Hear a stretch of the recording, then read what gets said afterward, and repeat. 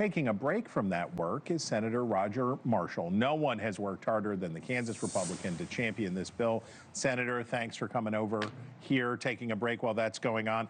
All right, give us the TikTok. They're gonna read the bill, and then we go to amendments. How does it work? You got it. So I'm done here. I'm going to go back to the Senate floor. I'm going to preside from 12 to 2. We finish reading the bill.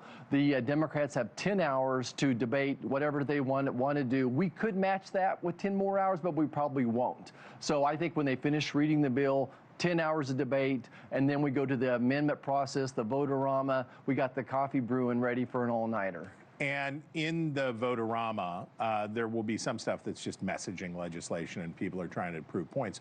But there are probably going to be some changes to this legislation. You have people like Rand Paul, who didn't vote to advance, who say it doesn't cut enough. And there are going to be people like Ron Johnson, your colleague from Wisconsin, who are going to try to put deeper cuts in the process. At the same time, you have people like Susan Collins from Maine, who said it cuts too much, and she doesn't like that. And she says, I voted to advance the bill, but I'm not a yes on final passage.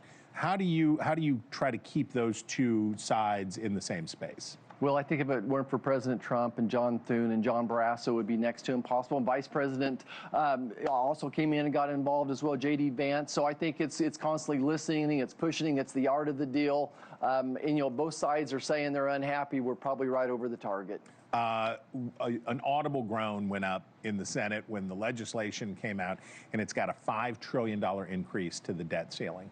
That is a politically painful vote for a lot of Republicans to authorize that much debt. Then the CBO says that just what's in the bill is $3.9 trillion. That's of new debt. The House version was at $2.4 trillion. So this is a substantial increase over that. I've asked you this question before, but Republicans have the presidency, the House, and the Senate.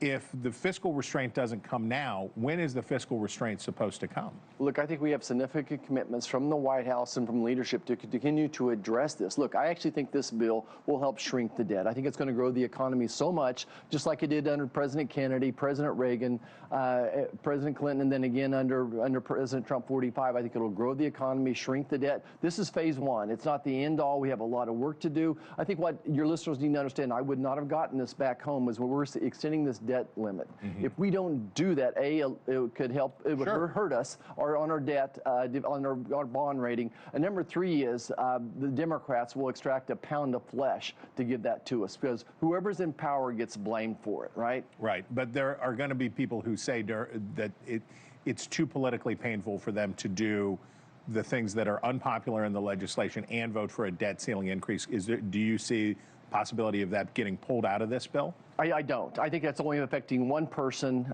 There's too many great things in this bill to vote for. We're going to prevent the largest tax increase in history. This is the extension of President Trump's legacy. If you supported President Trump, you should support this bill. We voted for him to secure the border. He's going to run out of money soon. This bill is going to fund border security for 4 years, 2,000 miles of barriers along with it, tax cuts for everybody.